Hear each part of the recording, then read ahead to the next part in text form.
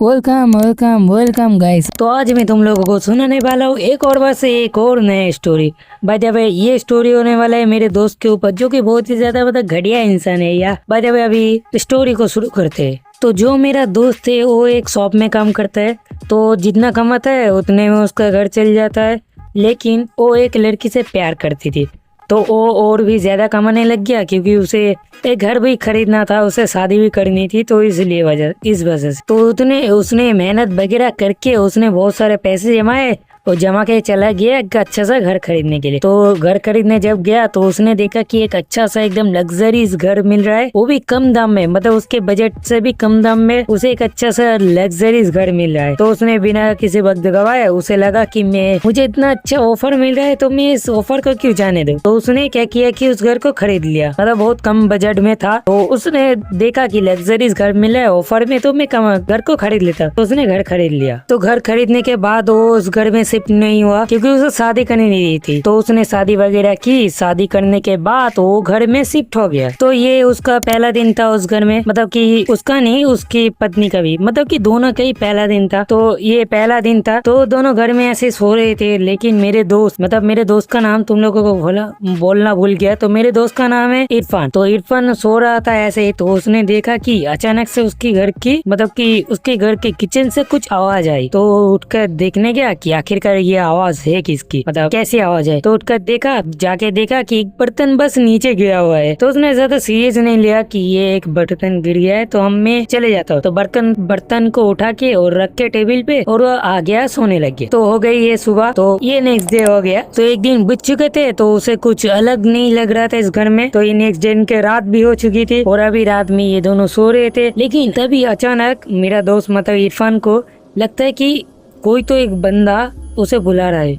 मतलब रात में वो सो रहे थे, रात के 3 बजे कोई तो उसे मतलब बुला रहा था। तो उठकर बाहर गया कि आखिरकार कौन बुलाया, मैं जाके देखता हूँ। तो बाहर गया तो देखा कि कोई नहीं है। तो फिर वो आके घर में सो गया और सुबह हो गई। फिर से एक और बार सुबह हो गया। 2 दिन हो चुके थे और उस घर में उसे कुछ अलग भी नहीं लग रहा था। तो फिर से रात हो जाती है और रात में फिर से वो दोनों सोते हैं। तो जब ये दोनों सो रहे थे तो अब क्या हुआ कि उसको अचानक से उसकी पत्नी का नींद मतलब आँख खुल जाता है, नींद टूट जाती है। तो क्या देखता है कि उसका पत्नी देखता है कि उसके बगल में कोई तो एक बंदा खड़ा हुआ है। तो उसका पत्नी उसे बुलाता है, मतलब इरफान को उठाता है कि जल्दी से उठ जाओ, मेरे बाजू में कोई खड़ा है जैसे लग रहा है मुझे। तो इरफान ऐसे उठा, उसने देखा कि उधर तो कोई भी नहीं है। तो उसने अपनी पत्नी को बोला कि इधर कोई भी नहीं है, तुम सो जाओ। तो ये दोनों सो गए और अगली सुबह हो गई, फिर से हो गया है रात। और आज इन लोगों को मतलब कुछ अलग भी नहीं लग रहा था, कुछ समझ में नहीं आ रहा था। ये लोग अपना मस्त से सो गए और रात के 2 बजे अचानक से कोई तो मतलब रोने की आवाज आती है। तो इरफान की जो पत्नी है उसने इरफान को जगाया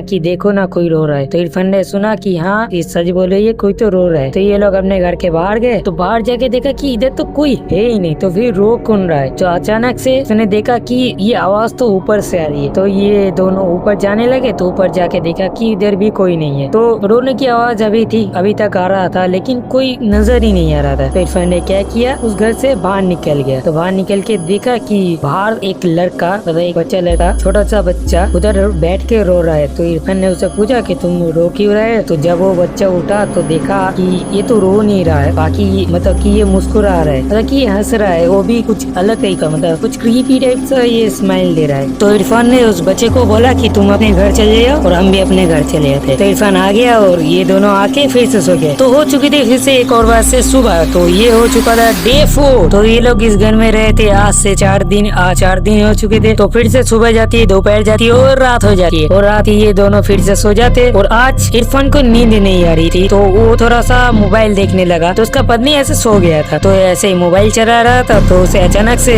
लगता है कि बाहर उसके किचन में कोई तो है, जो मतलब उसके किचन में कोई तो है, क्योंकि उसके किचन में से एक मतलब बर्तनों की आवाजें आ रही थी। तो इरफान ने सोचा कि मैं उठ के जाके देखता हूँ, कोई बिल्ली होगी तो उसे भगा कर आता है। तो गया तो जाके देखा कि एक बंदा या बंदे मुझे पता नहीं यार, उसने मुझे बोला कि एक बंदा मतलब उधर खड़े हो उसके किचन में कुछ तो कर रही थी। तो जब ही गया इरफान गया और जाके उसको बोला कि तुम उधर क्या कर रही हो। तो अचानक से वो बंदा गायब हो जाता है और गायब हो गए सीधा मेरे दोस्त मतलब इरफान के सामने आ जाता है। तो इरफान घबरा जाता है और चिल्लाने बनाने लगता है और तभी उसका नींद टूट जाता है और वो देखता है कि अरे ये तो मैं जस्ट एक सपना देख रहा था। बाकी यही थी आज मेरा कहानी अच्छी लगी तो लाइक कर दो, चैनल को जल्दी से सब्सक्राइब कर दो यार। मिलते हैं ऐसी एक और नई वीडियो में, तो तब तक के लिए बाय बाय।